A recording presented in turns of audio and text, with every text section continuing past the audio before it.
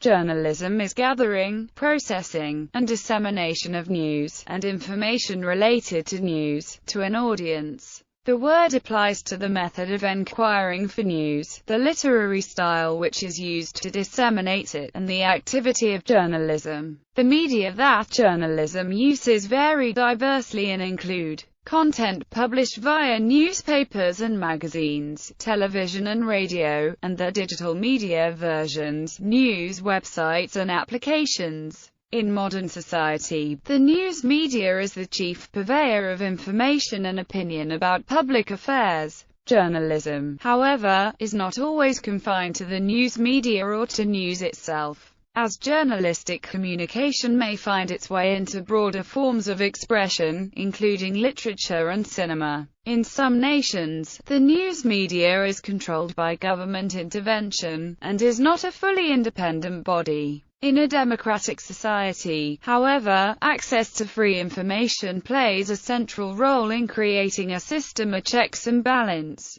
and in distributing power equally amongst governments, businesses, individuals, and other social entities. Access to verifiable information gathered by independent media sources, which adhere to journalistic standards, can also be of service to ordinary citizens, by empowering them with the tools they need in order to participate in the political process. The role and status of journalism, along with that of the mass media, has undergone profound changes over the last 2 decades with the advent of digital technology and publication of news on the Internet. This has created a shift in the consumption of print media channels, as people increasingly consume news through e-readers, smartphones, and other electronic devices, challenging news organizations to fully monetize their digital wing, as well as improvise on the context in which they publish news in print. Notably, in the American media landscape, newsrooms have reduced their staff and coverage as traditional media channels, such as television, grapple with declining audiences. For instance, between 2007 and 2012, CNN edited its story packages into nearly half of their original time length. This compactness in coverage has been linked to broad audience attrition, as a large majority of respondents in recent studies show changing preferences in news consumption. The digital era has also ushered in a new kind of journalism in which ordinary citizens play a greater role in the process of newsmaking, with the rise of citizen journalism being possible through the Internet. Using video camera-equipped smartphones, active citizens are now enabled to record footage of news events and upload them onto channels like YouTube, which is often discovered and used by mainstream news media outlets. Meanwhile, easy access to news from a variety of online sources, like blogs and other social media, has resulted in readers being able to pick from a wider choice of official and unofficial sources, instead of only from traditional media organizations. Forms. There are several different forms of journalism, all with diverse audiences. In modern society, prestige journalism is said to serve the role of a fourth estate, acting as a watchdog on the workings of the government. Other forms of journalism feature in different formats and cater to different audiences. Some forms include advocacy journalism, writing to advocate particular viewpoints or influence the opinions of the audience. Broadcast journalism, written or spoken journalism for radio or television. Drone journalism, use of drones to capture journalistic footage. Gonzo journalism, first championed by Hunter S. Thompson. Gonzo journalism is a highly personal style of reporting. Investigative journalism, the use of investigation on a subject matter while uncovering news events. Photojournalism, the telling of a story through its images. Censor journalism, the use of censors to support journalistic inquiry. Tabloid journalism, writing that is light-hearted and entertaining. Yellow journalism, writing which emphasizes exaggerated claims or rumors. The recent rise of social media has resulted in arguments to reconsider journalism as a process rather than attributing it to particular news products. From this perspective, journalism is participatory. a process distributed among multiple authors and involving journalists as well as the socially mediating public. History. The first successful English daily, the Daily Courant, was published from 1702 to 1735. The reform of the Diario Carioca newspaper in the 1950s is usually referred to as the birth of modern journalism in Brazil. Role. In the 1920s, as modern journalism was just taking form, writer Walter Lippmann and American philosopher John Dewey debated over the role of journalism in a democracy. Their differing philosophies still characterize a debate about the role of journalism in society and the nation-state. Lippmann understood that journalism's role at the time was to act as a mediator or translator between the public and policy-making elites. The journalist became the middleman. When elites spoke, journalists listened and recorded the information, distilled it, and passed it on to the public for their consumption. His reasoning behind this was that the public was not in a position to deconstruct the growing and complex flurry of information present in modern society, and so an intermediary was needed to filter news for the masses. Lippmann put it this way: the public is not smart enough to understand complicated political issues. Furthermore, the public was too consumed with their daily lives to care about complex public policy. Therefore, the public needed someone to interpret the decisions or concerns of the elite to make the information plain and simple. Lippmann believed that the public would affect the decision-making of the elite with their vote. In the meantime, the elite would keep the business of power running. In Lippmann's world, the journalist's role was to inform the public of what the elites were doing. It was also to act as a watchdog over the elites, as the public had the final say with their votes. Effectively, that kept the public at the bottom of the power chain, catching the flow of information handed down from experts and elites. Lippmann's elitism has had consequences that he came to deplore. An apostle of historicism and scientism, Lippmann did not merely hold that democratic government was a problematic exercise, but regarded all political communities, of whatever stripe, as needing guidance from a transcendent partisanship for accurate information and dispassionate judgment.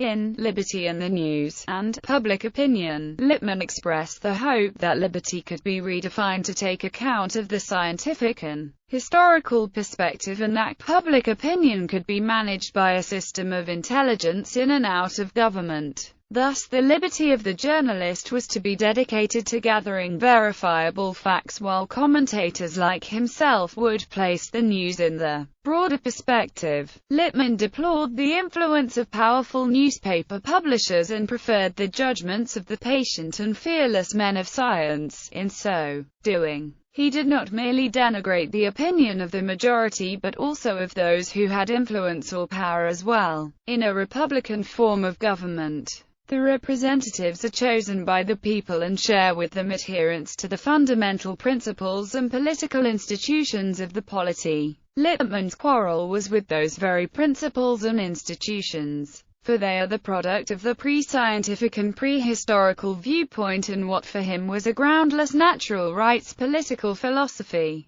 But Lippmann turned against what he called the collectivism of the progressive movement he encouraged, with its emphasis on the foundations of American politics and government, and ultimately wrote a work, The Public Philosophy, which came very close to a return to the principles of the American founders. Dewey, on the other hand, believed the public was not only capable of understanding the issues created or responded to by the elite, it was in the public forum that decisions should be made after discussion and debate.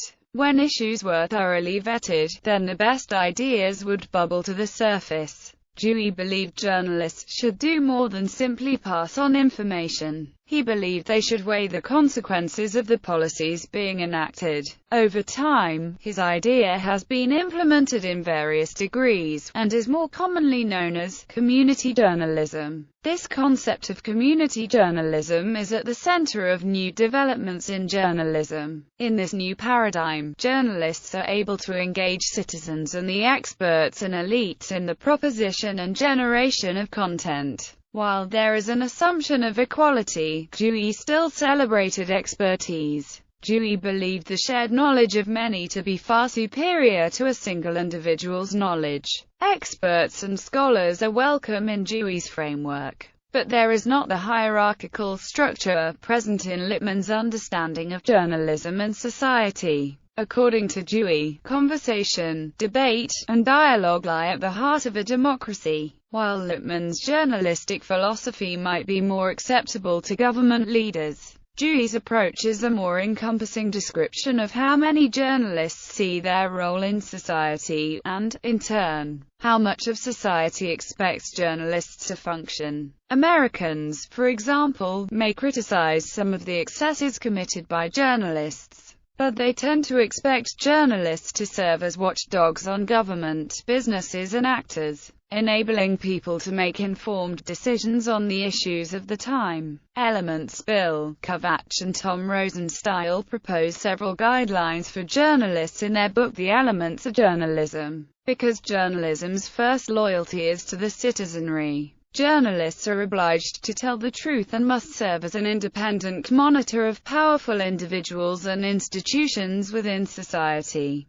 The essence of journalism is to provide citizens with reliable information through the discipline of verification, professional and ethical standards. While various existing codes have some differences, most share common elements including the principles of truthfulness, accuracy, objectivity, impartiality, fairness and public accountability, as these apply to the acquisition of newsworthy information and its subsequent dissemination to the public. Some journalistic codes of ethics, notably the European ones, also include a concern with discriminatory references in news based on race, religion, sexual orientation, and physical or mental disabilities. The Parliamentary Assembly of the Council of Europe approved in 1993 Resolution 1003 on the ethics of journalism, which recommends journalists to respect the presumption of innocence, in particular in cases that is still sub judice. In the UK, all newspapers are bound by the Code of Practice of the Press Complaints Commission. This includes points like respecting people's privacy and ensuring accuracy. However, the Media Standards Trust has criticized the PCC, claiming it needs to be radically changed to secure public trust of newspapers.